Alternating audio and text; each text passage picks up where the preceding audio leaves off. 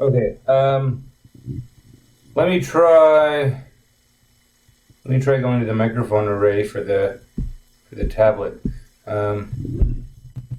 It's less than ideal.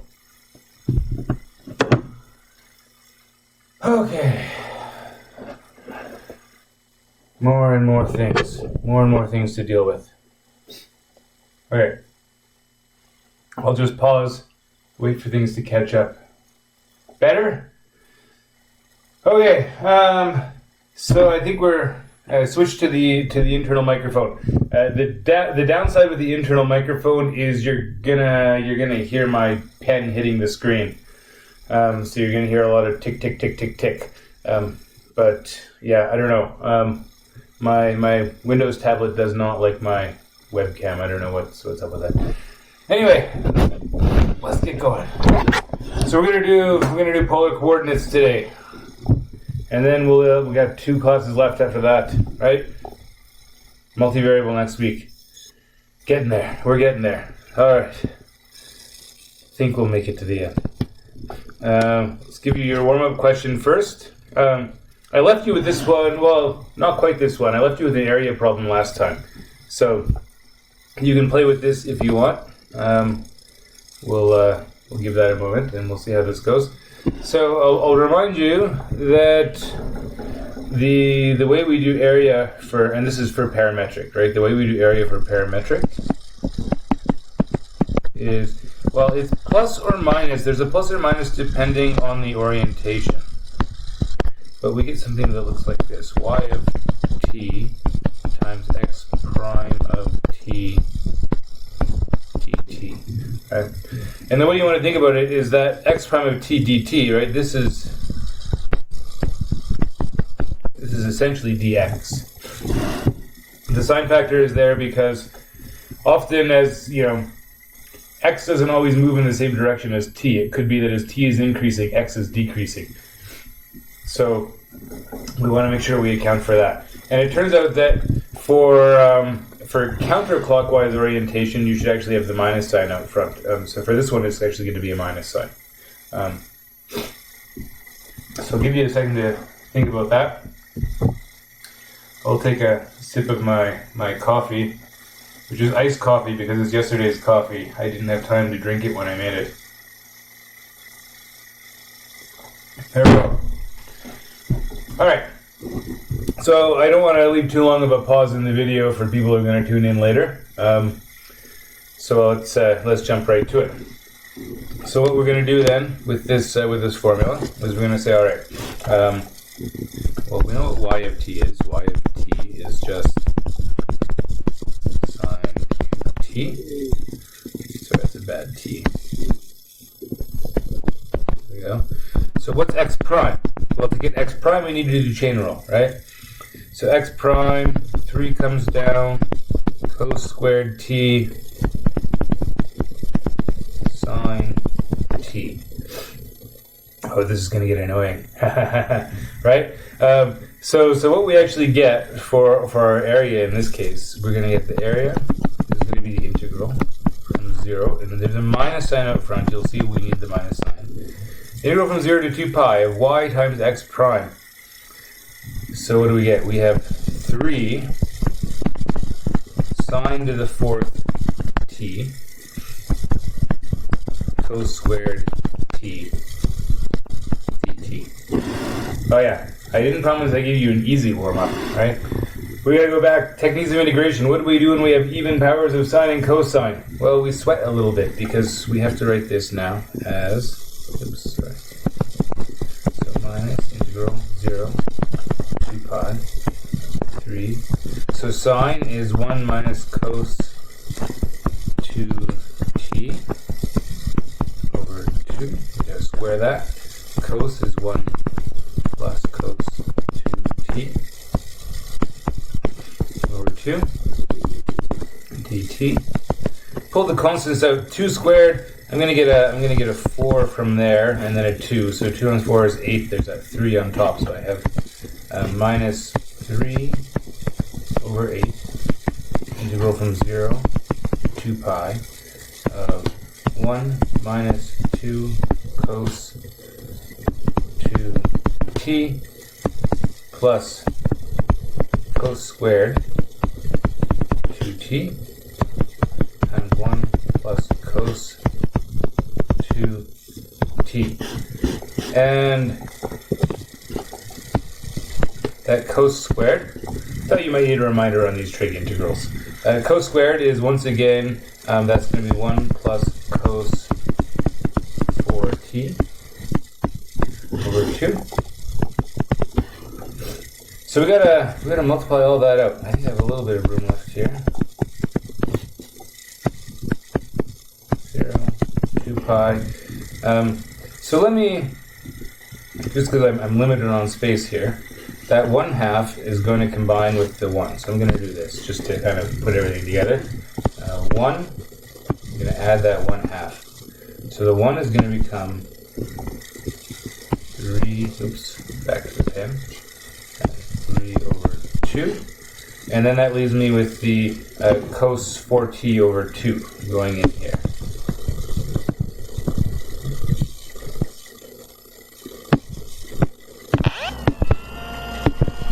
Okay, so cos 4t over 2. Alright, so we multiply this whole mess out. 3 over 2. Then we're going to have, a 3 over, we actually get minus, so there's going to be 3 halves cos 2t, right? 3 halves times cos 2t minus 2 cos 2t. So 3 halves minus 2, we get minus a half. Minus 1/2 cos 2t. And so we've done that one. So far we've done that, that, and so then there's also there's going to be a minus 2 cos squared 2t. There's another cos squared sneaks in. Super annoying. Alright, and then there's a cos 4t.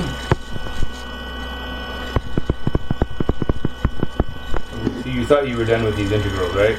Yeah. And then finally a cos 4t cos 2t over 2. Oh, we got it. We got it all in. Alright. So here's the thing. This bit here, right, that's going to become minus 1 minus cos 4t. Okay? We're going to get that. Now, you think about what happens when you integrate, and let's hope that I got this all right. Hopefully I got it all right. I put it in a bit of a mess, right? And I think I have that. We'll see if I got the right orientation. I think I do. I might not get the right sign. Let's see. Anyway, let's do it.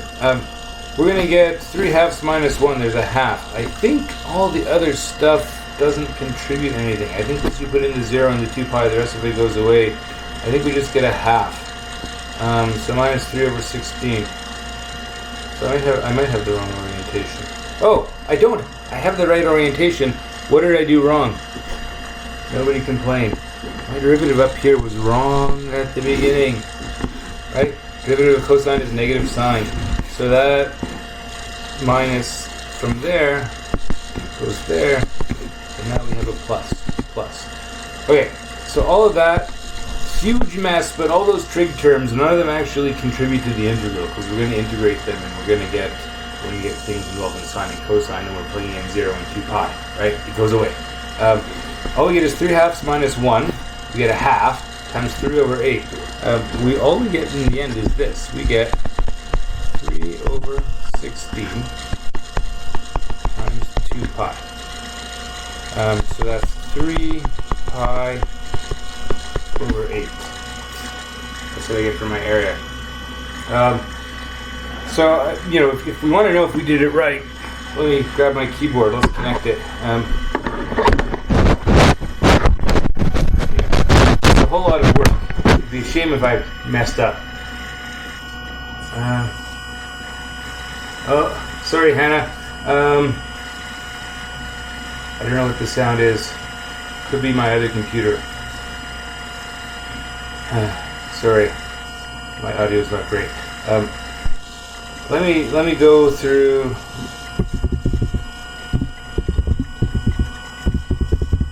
What do I get for the area of an asteroid? Let's see if I got it right. 3 pi a squared over 8. Well, a is equal to 1 in my case, so I should have 3 pi over 8. Oh, I did it right. Ha ha ha ha. Okay. So there we go.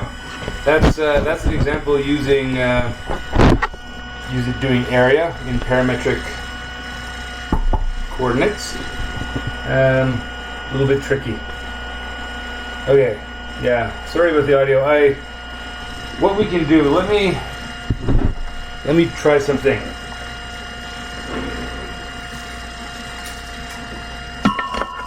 Let me move to a headset mic. See if we can fix the audio. Can I do it? Oh, never mind. I can't do a headset. Can I do a headset mic? I might not have. Never mind. I can't switch to a headset mic unless I disconnect my webcam. Technical difficulties. Okay. Alright, Scott wants to know about the positive negative thing. Right, so basically the rule of thumb for whether you put the plus or the minus out front is you should do minus sign out front if you go around counterclockwise, you should put a minus sign out front. If you go around clockwise, you should put a plus sign out front. And I don't want to get, we could spend half an hour going through why that should be the rule. You can work it out. You just have to be very careful about signs and go through a number of different possibilities. Yeah. Sorry about the sound, everyone. I think it's because the tablet is sitting next to my computer. Alright, technical difficulties. Yeah, so basically for counterclockwise orientation, you put a minus sign in front of the area integral. For clockwise orientation, you should put a plus sign. And more or less what you do, if you're careful with everything else, you do the problem, you get a negative answer at the end. Well, if you get a negative answer at the end, you probably had the wrong sign out front of your integral to begin with, right? So if you get the sign wrong, you just go back and you change all the signs. You fudge it. I know. That's not the answer you wanted, but that's pretty much what we end up doing. Okay. Sorry about all the technical trouble. Sorry about the sound. Let's keep going. I could try fiddling with my computer audio and see if it gets better. But yeah, let's just press onwards. Okay, polar coordinates. So polar coordinate system kind of starts on the Cartesian plane, just like the usual rectangular coordinate system, right? So we have our x-axis, we have our y-axis, and so the usual coordinate system, rectangular coordinates, right? The reason we call it rectangular coordinates is the way we locate a point is we work out the distance here, that's x, right? The distance to the y-axis. We work out this distance here, y. The distance from the point to the x-axis. And you can see the rectangle sitting there. That's why we call it rectangular coordinates.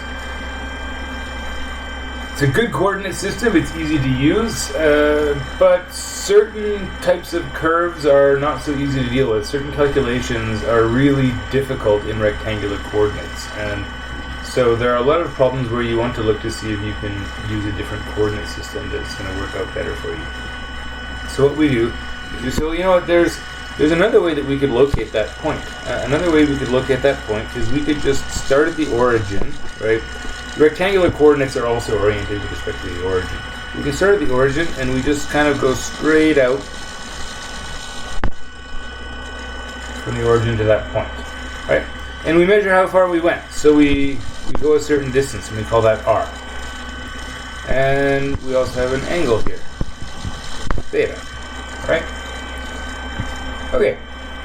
So now, if you think about that, you can actually pretty quickly get relationships between the coordinates, right? Pythagorean theorem says, well, that's x up there. This is also x down there. Pythagorean theorem says that r squared is x squared plus y squared. So, tablet handwriting is often not ideal. The other thing that we can see is that, well, we know that tan theta is opposite over adjacent, y over x. And that'll work except if you're dealing with a point that's on the y-axis, right? If you're on the y-axis, x is equal to 0. Well, actually you can still make sense of that, right? It's just that theta will be pi over 2 and tan theta is not defined at pi over 2. So it still works out, right? And then on the other hand, you can use right-angled trig to get sort of the relationship going the other way, right? Cos theta, right? What is cosine theta? Cosine theta is x over r, right? Adjacent over hypotenuse. So cos theta is x over r. If we multiply both sides by r, we get that x is equal to r cos theta. Similarly, you get that y is equal to r sine theta, right? So basically what we'll do is instead of using x and y to describe a point, instead of giving those two numbers, we'll give the numbers r and theta. And so we'll describe things in terms of r and theta. These are the polar coordinates. Now, there are some minor issues with polar coordinates that we don't have with rectangular coordinates. Right? The nice thing with rectangular coordinates is that for any point there's only one x value and one y value that are going to do the job. For polar coordinates, well, obviously we can add 2 pi to the angle. Any multiple of 2 pi added to the angle is going to give us the same point, right? Cosine and cosine are periodic. The other thing is, as I've drawn it, r should be a non-negative number, right? If r is equal to 0, you're at the origin, and theta is not defined at the origin, right? You just have r is equal to 0, is equal to 0. But you occasionally actually do want to allow for r to be negative, and so you could have like a point. So just to give you an example, if I did a point like here, so let's say that is the point x is 1, y is minus 1. And so there's 2 ways I could describe that point. I could do this. I could do this angle, and I could say okay, so theta is minus pi over 4. Right? So this point, and then the radius is just going to be root 2, right? So that would be root 2 and minus pi over 4. We can give it like that. But we could also describe it, we might have decided, actually I don't like negative angles. I always want to go from 0 to 2 pi. So we could have gone around like that. And if we go around like that, then we do root 2 and 7 pi over 4, and that's the same point. But then there's another sort of weird thing that you could do. You could also do this. You could rotate by that angle, which is 3 pi over 4. And instead of going kind of out along the line this way, you go backwards. So you go backwards. And if you go backwards, then you assign a negative value to r. So you could also describe this as minus root 2 with an angle of 3 pi over 4. All of those are equivalent representations of the same point, right? So we have many, many different polar representations for the same point on the plane. And so this can sometimes be challenging, but it also can be a feature, if you like, right? You can decide, depending on the scenario, whether this is a feature or a bug. Sometimes it's going to be useful to have multiple representations at the same time. Alright, just checking my comments. Looks like so far it's just my bad technical issues here. Sorry about that microphone. I'll try to get that sorted out for the next one. Some of the equipment I need is still in my office. We're not allowed to go to the office anymore. Alright. I think we're pretty much caught up and I don't see any questions, so I'm going to give you a couple more examples. Okay? So, in the first part, we want to convert from rectangular to polar, so it might help. So where are those points? So -4, 0 is over there. 3 minus 3 is where? Down here somewhere. -3. And, well, 0, 0, of course, that's the origin. So for that -4, 0, there's a few ways that we could write that. So we could write this as, we could do r is equal to 4, theta is equal to pi. Maybe I shouldn't say equals, because it's confusing, because it seems like I'm equating 2 over pairs. We could do 4 pi, right? R is 4, theta is pi. We could also do -4 and 0, right? So we could actually go take theta is equal to 0, which puts us out here, and then we, instead of going in that direction, we go backwards. Interesting, actually, that is the same as the Cartesian one, right? But here, that -4 is our r value, and 0 is the theta value. It's just coincidence that they came out to be the same. So for -3, 3, right, we would say so for this one, r is going to be the square root of 3 squared plus minus 3 squared, so that's 3 root 2. And we could take theta. Theta could be, well, I would do minus pi over 4. That would be my preference. But we could also do 7 pi over 4 if you like to go around the other way. And the origin, I think I mentioned that. For the origin, you just say r is equal to 0. Okay? You don't even give it theta value, because there is no theta value that's defined. So there's some ambiguity when you convert from rectangular to polar, because you have multiple representations and you have to pick one. But in the other direction, it's much more straightforward, right? If we're going from polar to rectangular, well, we're just going to set x equal to r cos theta, y is equal to r sine theta, and so in the first case here, x is going to be 3 cos pi over 3, y is 3 sine pi over 3. So that gives me the point. So cosine of pi over 3 is a half. So we get 3 over 2, and then we get 3 root 3 over 2. There's our point. Okay. For the next one, we would do x is equal to -2 cos of pi over 4. Y is -2 sine of pi over 4. Alright, so cosine of pi over 4 is root 2 over 2. So root 2 over 2 times 2 just gives me root 2. So here my point is going to be minus root 2 minus root 2. And for the last one, we're going to get x is equal to 1. Cosine of -5 pi over 6, which is, so where's -5 pi over 6?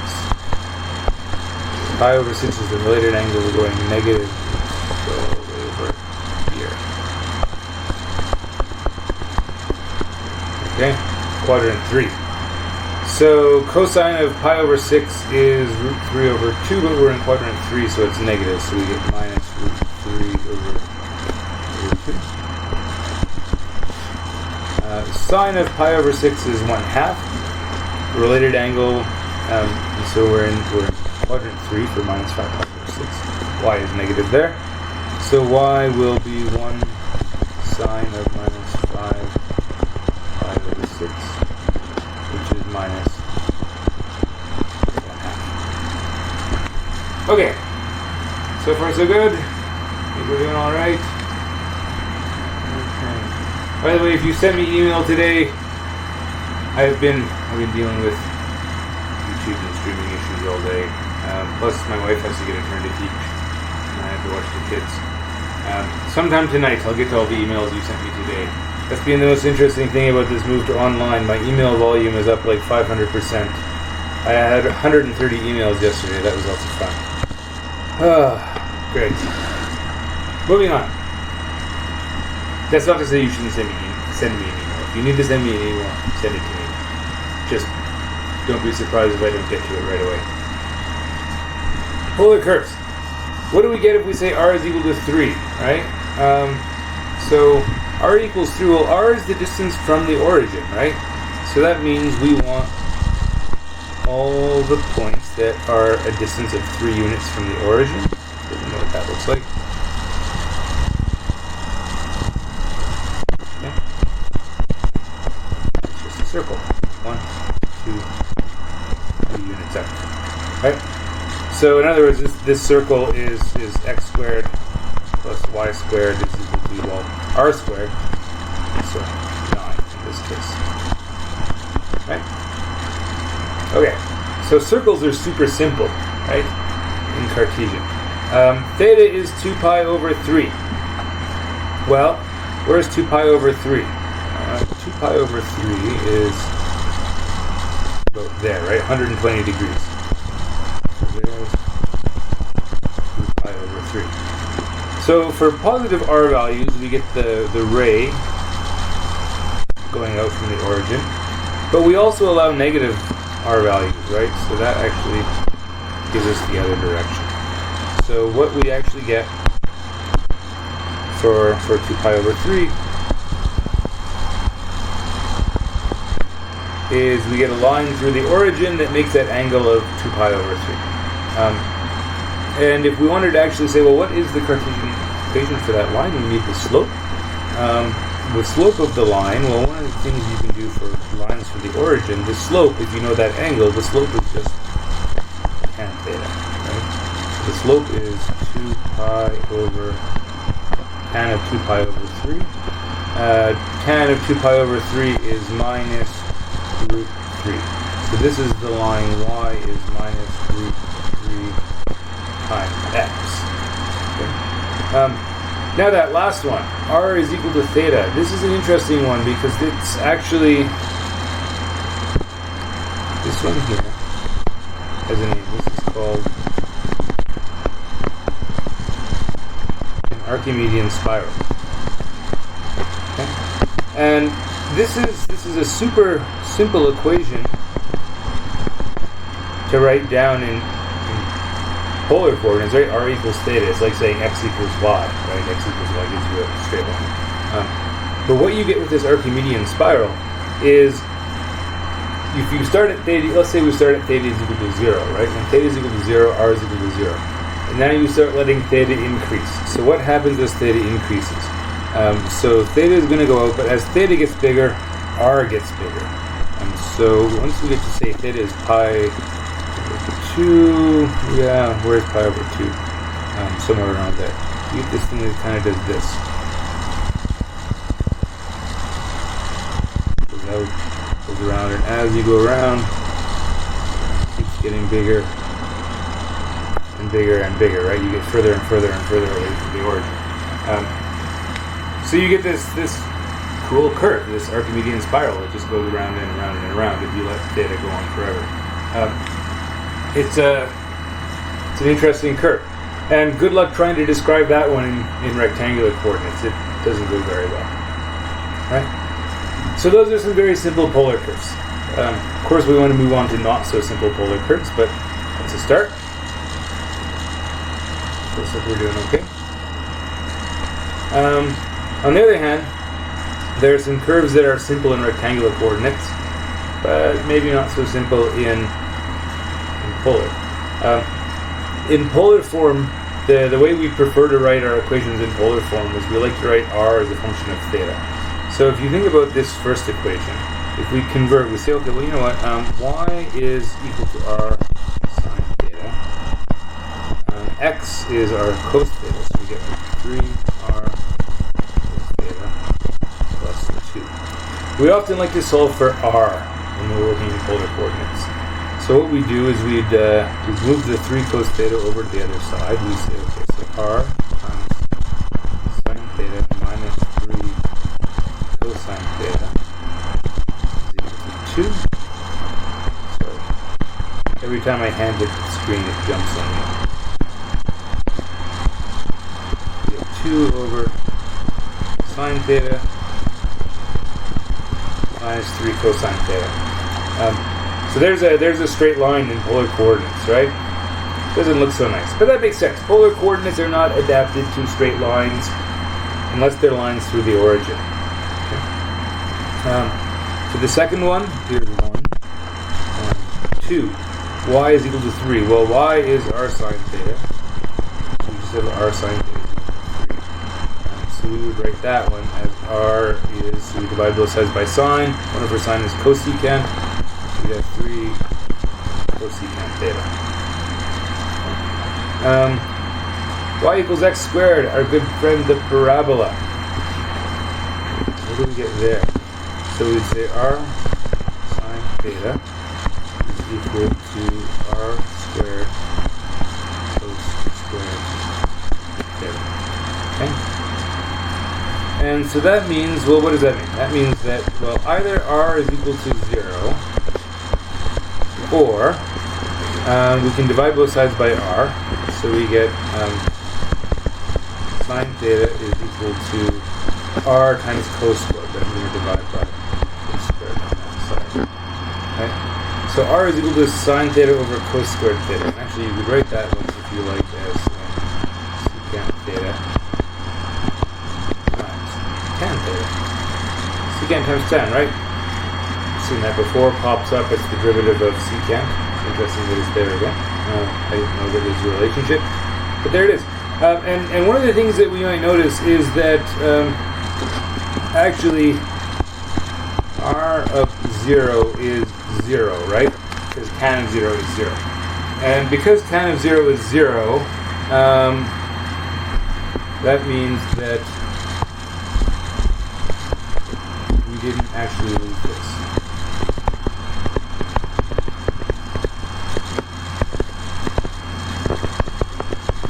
And that's often the case for polar curves. But, you know, if you're simplifying a polar equation, right, you might want to cancel r from both sides, and you do have to be mindful of the fact that you might be canceling out the possibility that r is equal to 0. So you just check at the end. You say, okay, I divided by r. Have I lost a solution?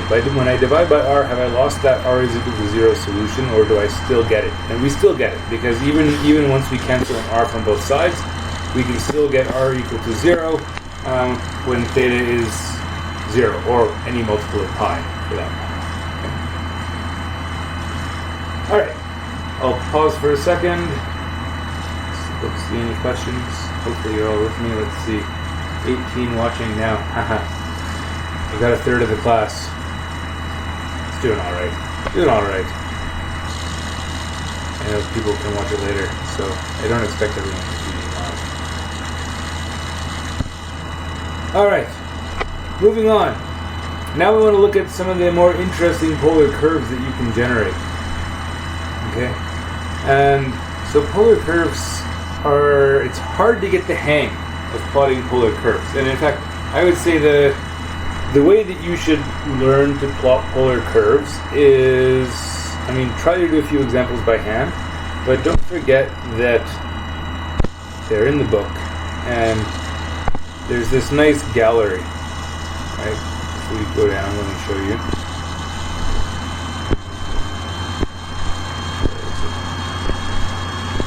Here, this gallery of polar curves. I should make that bold or something. There's the boring ones. There's that Archimedean spiral. Right? Here are the limaçons, and you can see that they have a number of different shapes. So the way you often kind of get good at drawing these polar curves is you start learning what some of the standard ones look like. In the same way that once upon a time you learned what a parabola looks like and you learned what a circle looks like, right? You do a table of values once in your life, and then once you figure out what the thing looks like, you recognize the equation the next time and you just draw the graph. And it's a similar story here. But one of the things you'll notice is that these limaçons, they have very different shapes depending on the relative values of these coefficients a and b. So when we're drawing them in these cases here, you look for the scenario. So in this one here, this is the a is equal to b case. These ones are also called cardioids. Here a is bigger than b. Here a is less than b. The ones with a less than b are fun because you get this inner loop. And then the other thing is whether it's sine or cosine, that determines whether it opens kind of horizontally or vertically. But let me give you an idea of how you might try to do this by hand. Okay.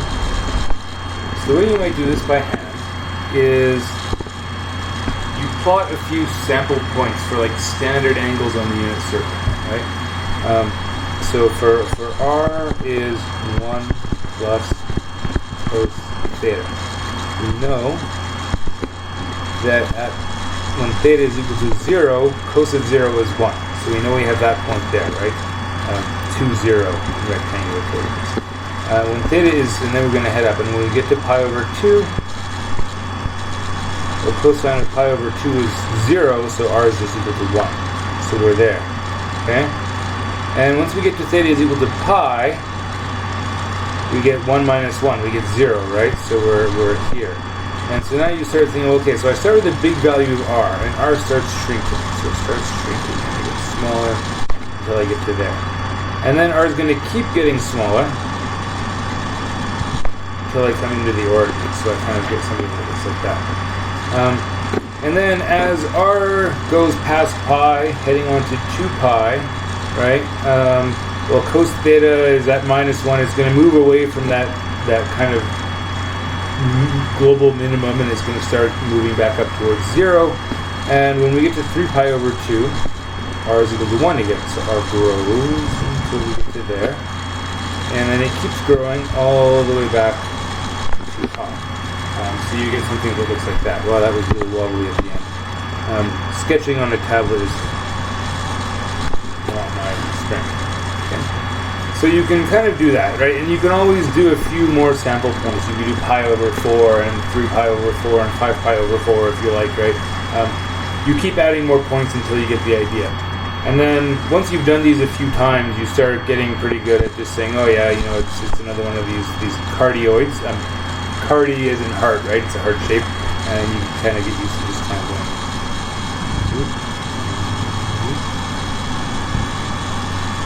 And with a bit of practice, you can do these pretty reliably. You just have to sort of develop a bit of muscle memory for drawing them. Okay? All right. Now, the second one, r is 2 plus cos theta. You can kind of play the same games. Okay. We're going to have to go, when theta is equal to 0, we're out at 1, 2, 3. When theta is at, so there, right? When we're at pi over 2, r is equal to 2. When we're at pi, r is equal to 1, right? 2 minus cos pi, or 2 plus cos pi is 2 minus 1.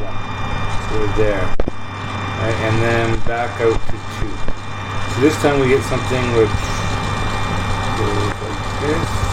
And it kind of comes in, but we don't get that same sort of dimple. We just kind of pass through and then back out again and around to the beginning. Okay? So you get a little bit of a dimple there, but not much.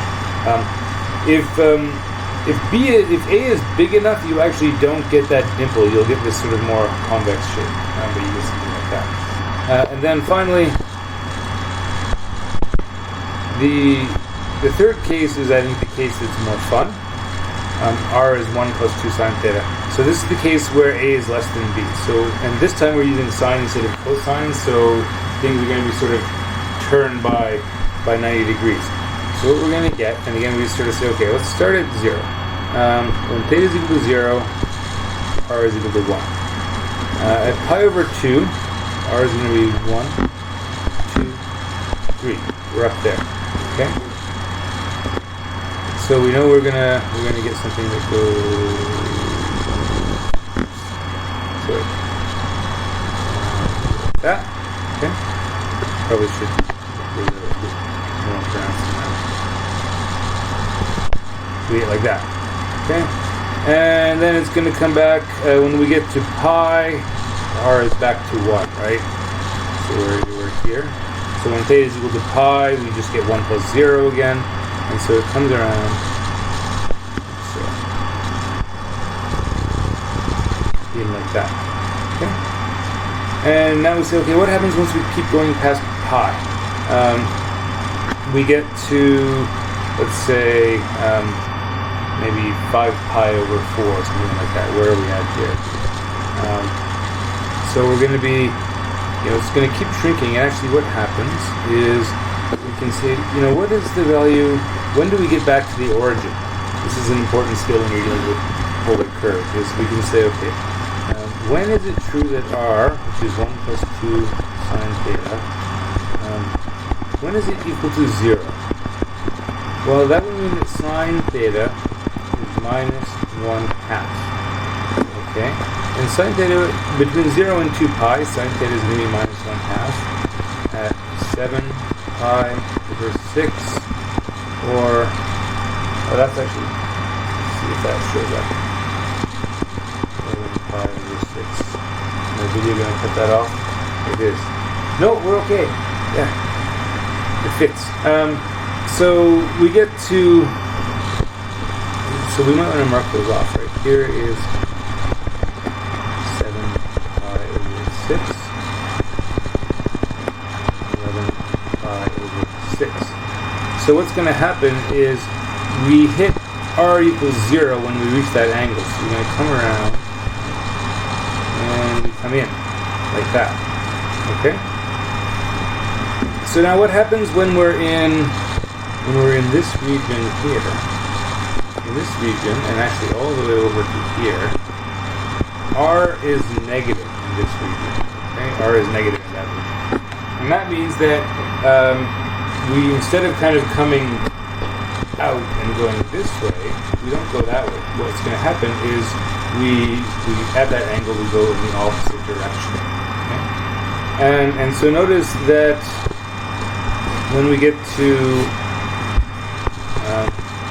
3 pi over 2, the value of R 3 pi over 2 is 1. So sine of 3 pi over 2 is negative 1, so we actually get minus 1. So when we're at 3 pi over 2, which should be down here, we actually flip across and we end up here. So what happens is we come in, we go around, we pass through there, and we get this little loop. And we come out, and we complete the curve, like so. So, yeah, it takes a lot of practice to be able to kind of just fire those out. The book does a lot of examples with actually writing tables of values and plotting a whole bunch of points, and that's probably a good way to start. But it's tedious, right? So the better way to do it, you do a few of these, you get the hang of it, you try a few by hand, just to see how it goes. And once you feel like you've got it, you just come back to the book and you remember that you have these certain shapes that we expect to see. And you try to refer back to these kind of model examples. Alright. Looks like the stream is caught up. Still seeing no questions. So I'm going to move on to the next kind of next type of polar curve that's kind of cool, which are the rose curves. So the roads curves are also really fun. And we'll see, the book has some examples for those as well.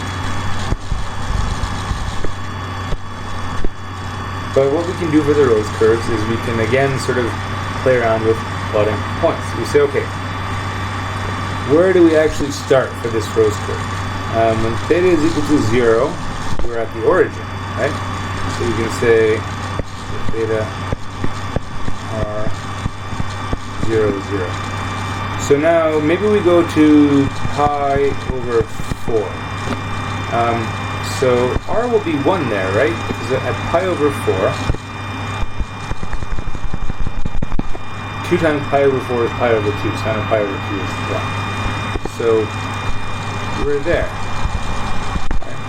So what happens in between? What if we're at, so maybe the one that I should have snuck in there as well. Theta is, let's say, pi over, I don't know, 12? Then 2 theta is pi over 6, and so r is 1/2. So pi over 12 is kind of, around here. We're halfway out. And so what happens is we start at 0, r gets bigger. So it's that maximum point there. And now we keep going. So we keep going past pi over 4. Maybe we're eventually going to get to pi over 2, right? At pi over 2, r is 0 again. So as we come in towards pi over 2, we know we're heading back to the origin. And so, like so. Okay. Alright. So then we can ask, well, what about once we get to like 3 pi over 4, or points in between? What happens out here? Well, at 3 pi over 4,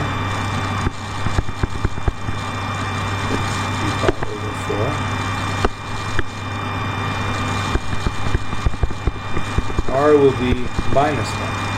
So when we're at 3 pi over 4, we feel like we should be putting something out here in quadrant 2 where 3 pi over 2 is. But because r is negative, we actually have to backtrack and put it over there. So we go over here. And there. And you can kind of think about, well, this curve should be sort of generated continuously. So we go around the curve. And if we keep going, we should be heading down. Right? So we should go down like that. So there's the next bit. Right? There, and then we're going to complete that loop. So we generate the next loop. Back to 0. Right?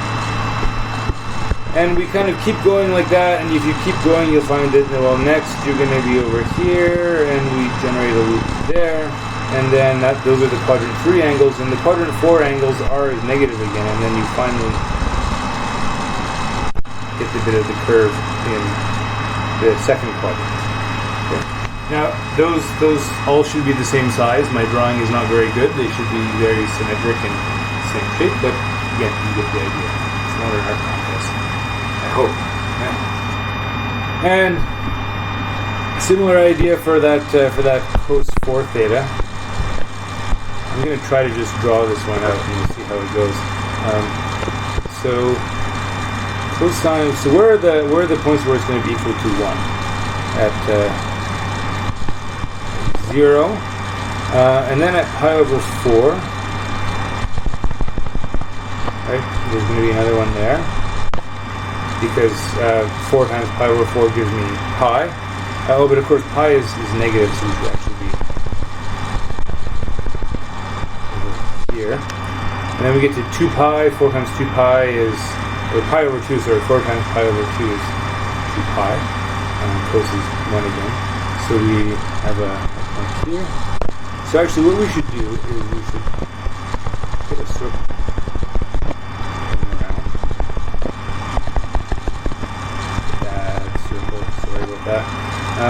And these are going to be the tips of the leads going around.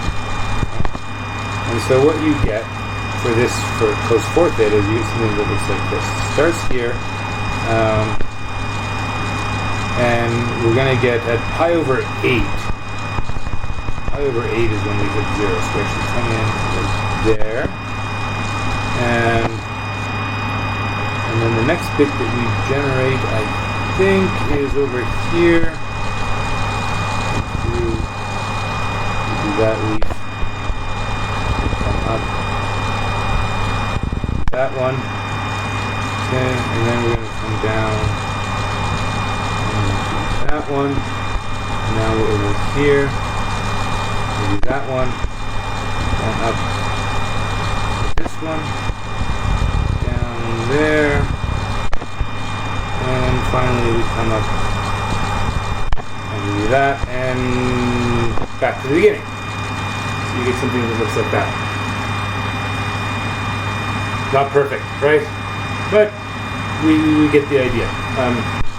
And again, those are also done in the textbook, so you can have a look, right? Cos 2 theta, sine 2 theta, 3 theta, they didn't do 4 theta. And then you can see you get some really cool looking ones as you move on. So that's the idea. How are we doing? Ooh, we gotta wrap things up in about 15 minutes. I think we're doing okay. Everyone with me? You're hanging on? Again, another thing you can do is you could play around with, say, with GeoGebra if you want. I didn't pin it to the taskbar. So I have it handy. I think GeoGebra also has a polar plotting utility. We'll take a look and we'll see.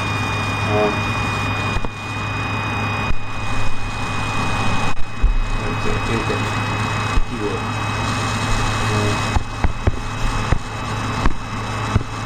Polar, point, conic, line, conic. That's not quite what I want. Okay, I don't think GeoGebra has a built-in polar plotting utility, but that's okay because polar curves are secretly parametric curves, and we're going to get to that in a second because now we're going to shift to the calculus side of things. One of the things that you can do is r is some function of theta, right? For most of these polar curves, r is a function of theta. And we know that x is r cos theta, so that means x will be f of theta cos theta. Y is r sine theta, so y becomes f of theta sine theta. So if you're playing around, if you have a graphing utility, whatever piece of software you're using, if it doesn't do polar plots natively, you can just always turn a polar plot into a parametric plot, right? Use theta as your parameter, maybe you call it t, right? So you might, so for like that cos 4 theta, we might do something like cos 4t times cos t, sine 4t times sine t. In fact, let me try. I know I'm stupid like this, but it's worth seeing. So here's GeoGebra. I'm going to put in, so we know that polar didn't work, but I can do this. Curve. Okay. Curve. So I get cos 4t cos 4t sine t. T is my parameter, starts at 0, ends at 2 pi, with that extra bracket, and okay, there it is. It's teeny tiny. The default zoom is not great. But there you have it, right? There's that curve. Okay, same one that I sort of badly drew. The computer does a much better job of drawing, right? So again, keep your graphing utilities handy. When you're working through this chapter, it's very nice to have a graphing utility right beside you as you do these things. Okay, take the keyboard off, move on to the next one. Tangents. So, as I just said, right, once you define r as f of theta, then that gives you x of theta and y of theta, right? X will be f of theta cos theta, y is f of theta sine theta. So we can do dy dx using the same rule that we use for parametric calculus, right? At y prime over x prime. So if I wanted to find, say, the equation of a tangent line to, here's another one of these curves.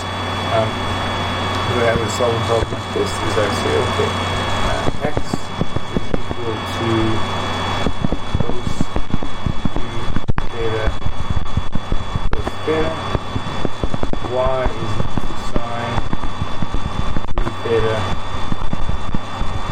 sine theta. Okay. And so I can say that dy dx is y prime x prime. So it's going to be 3 cos 3 theta sine theta plus sine 3 theta cos theta, good old product rule, and on the bottom minus 3 sine 3 theta cos theta minus cos 3 theta sine theta. And so now we can plug in our pi over 4 with the slope. So cosine of 3 pi over 4 order 2, cosine is negative there, so we get 3 minus 3 over root 2 times sine of pi over 4 would be 1 over root 2. Sine 3 pi over 4, sine is positive, so that's going to be 3 over root 2, 1 over root 2 times, well, this is 0, right? Slope is 0. So actually there's a horizontal tangent there, interestingly enough. You get a horizontal tangent at that point. And so as long as the denominator is not also 0, it's not really complicated, right? You can get that the slope is 0. So if the slope is 0, tangent line is horizontal, I just need the y coordinate. So I say, well, what is y? Pi over 4. It's going to be sine 3 pi over 4 sine pi over 4. And so that's going to be 1 over root 2 times 1 over root 2. I get that half. And so my tangent line in this case is simply y equals 1 half. Right? It's horizontal. If it happened to, if I had a non-zero slope, then of course I'd also have to calculate the value for x, and we use the usual setup for finding. Okay. Alright, so that's tangent lines. I also want to tell you about area before we call it a day. Ooh, 6 slides left. I'm going to jump this example because I want to talk about area. Horizontal and vertical tangents, similar story, right? Horizontal tangent is going to happen when y prime is equal to 0. Vertical tangent happens when x prime is equal to 0. So you would just, let me do a little bit of one, right?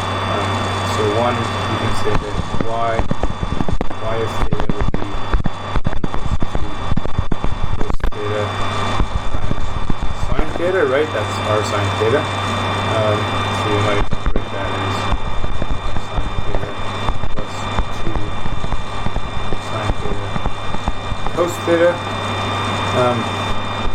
Maybe we write that, hey, there's a trig identity. Sine theta plus sine 2 theta. And then we say, okay, so what's y prime? Y prime is going to be cos theta plus 2 cos 2 theta. And now you have the annoying job of actually solving for theta. Cos theta. So here we're going to use cos 2 theta is 2 cos squared theta minus 1. So we get 4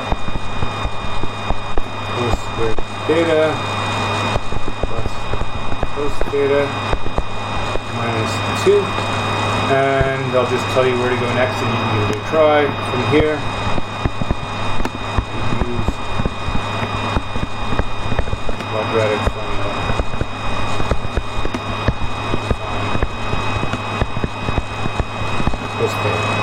Similar story for finding the vertical tangents. You calculate x prime and figure out where x prime is. So that's the routine. Okay. And then tangent lines at the origin. Actually, the book does a pretty good job of going through that example, so I'm going to refer you to the book for that. Tangent lines at the origin are a little bit trickier, well, or maybe easier. Actually, all you need to do for a tangent line at the origin is just take the angle, right? Plug the angle into the tangent to get the slope. Tangent lines to the origin, slope is given by the angle. It's actually easy. Alright. Moving on. Area. So, polar area, there's two ways to calculate area for polar curves. We could use that parametric area formula like we had in the warm-up. Right, because we can write y and we can write x, we can write x and y as functions of theta. We can do y of theta times x prime of theta d theta. But there's a better formula for polar curves that's actually adapted to this situation. Right? So you have a polar curve. So you have some thing going around like this. R is f of theta, and you have an alpha. Have a beta, and you want to find the area of this region in here. You want to find the area of that region. Well, what we do is we instead of kind of cutting into rectangles, right? The parametric area formula is still doing rectangles like we would for Riemann sums. But from the point of view of polar coordinates, it's more natural to kind of partition with these sort of pi wedges. You can think of these as polar rectangles if you like. They're really like polar rectangles. So you divide things up like that, and then you say, well, what is the area of a pi wedge, right? Well, the area of a pi wedge, turns out that the area of a pi wedge, like a wedge of a circle, the area of a wedge of a circle is 1/2 theta. Okay? Because you just think of a portion of a circle, right? The whole circle has an area of pi r squared. So a portion of the circle, if you cut a slice out, you just take, well, what fraction of 2 pi do you have? So you take pi r squared, you multiply by the angle over 2 pi, and you get this combination. So that's where this area formula comes from, right? You think of theta as being sufficiently small that you got your d theta, you add up all the little pieces, you get this polar area. So that's polar area. And so if you want to find something like the area enclosed by one leaf of this curve, so this one is going to look like, let's see, it looks like this.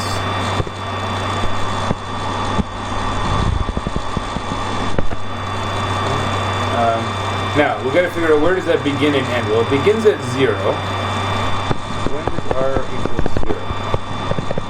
So sine 3 theta is equal to 0. That means that 3 theta has to be some multiple of pi.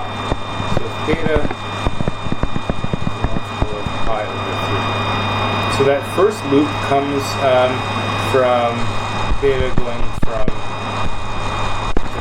0 pi over 3. So essentially the hardest part of most of these polar area problems is getting the right limits of integration, right? You've got to figure out where does it begin and end, and that often involves, solving trig equations. So your trig skills will really put to work on doing these sorts of things. But then once you've got it, you just say, okay, well now that means the area is just 1/2 0 of r squared, which would be sine squared theta. So that's 1/2 0 to pi over 3 of 1 minus cos 6 theta over 2 theta. Right? And you integrate.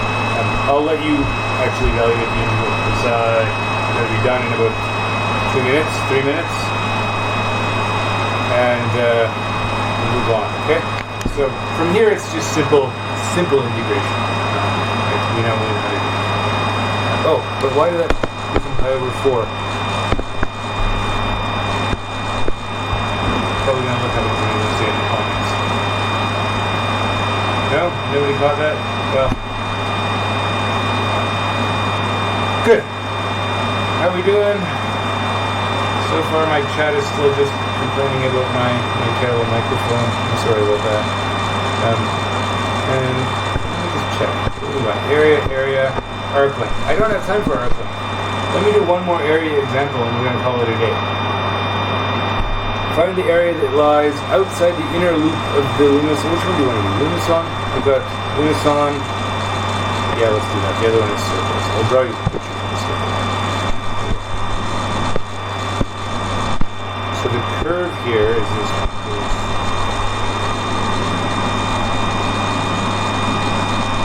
Something like that. To do the background. The drawing doesn't have to be good. It has to be good enough for me to be able to say what's the area. The area I want.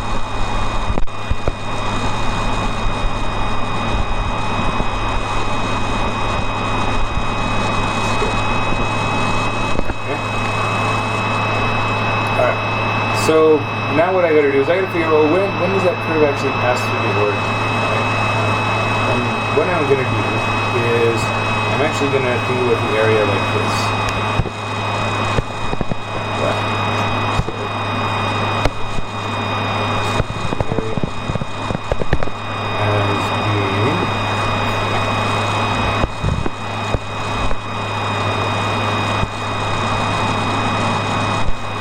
This area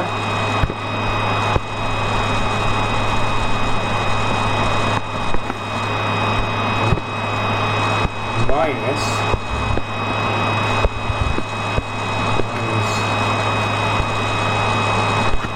that area. Now that's only the top half, of course. Then we take the whole thing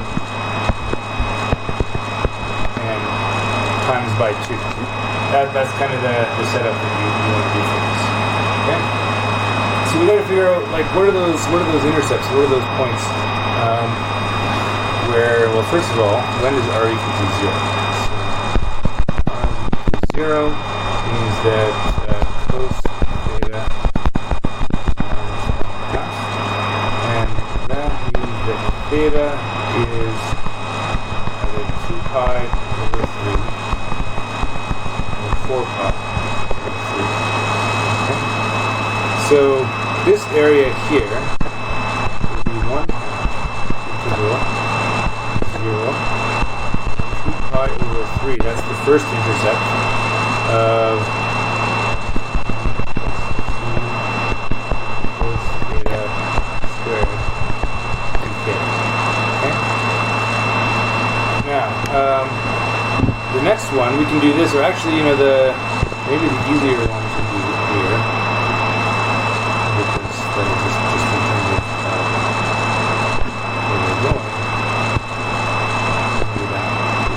First part, this is when theta is going from 0 to 2 pi over 3. And this part here, theta is going 2 pi over 3 to pi. Okay? We're coming around, so once we get, so just to clarify that, we're going around with 2 pi over 3. 2 pi over 3. That's when we come back in. And then from 2 pi over 3 to 4 pi over 3, that's when we trace out the inner loop. Half the inner loop comes from 2 pi over 3 to pi. So we do that, and then we subtract off 1/2 integral 2 pi over 3 pi.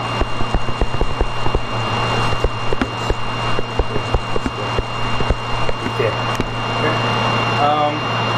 So those are the sorts of games, and then I guess we're timesing by 2. So when we multiply by 2, we can so the area, and then will be the rest is integration. We're all good at integration. Setting up the integral, not surprisingly, is the hardest part, right? And the main reason why I spent more time looking at kind of drawing the polar curves, and why you want to spend time looking at the textbook and learning some of these polar curves, is it's really hard. It's really hard to do these area problems. Super hard to do. So you want to start getting the hang of like what do all these polar curves look like, so you can draw them and then figure out like what is the region that I'm trying to find, and then figure out the angle, right? What's the range of the angles described to the region that I'm trying to find in the area. That's the hardest part. The hardest part is the setup. The rest is just integration. Yeah, you might have to do some trig identities, right? Power reduction, things like that, but the setup is still hard, right? And plus, we're at the point where, it's take-home stuff from now on out, right? Once you get to the integral, shove it into Wolfram Alpha. The setup is the hard part. The computer can do the integral for you. Okay. We're out of time. I'll pause for 1 second just to see if anyone's going to ask me something. Put on the YouTube so I can end.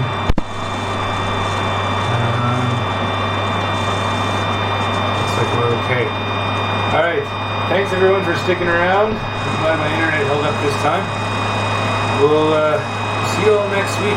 Get at me on the forum if you have questions. And yeah, I'm hoping we'll be on top of things by next week. We've got one more week to get through. We can do this, right? We're going to make it. Okay.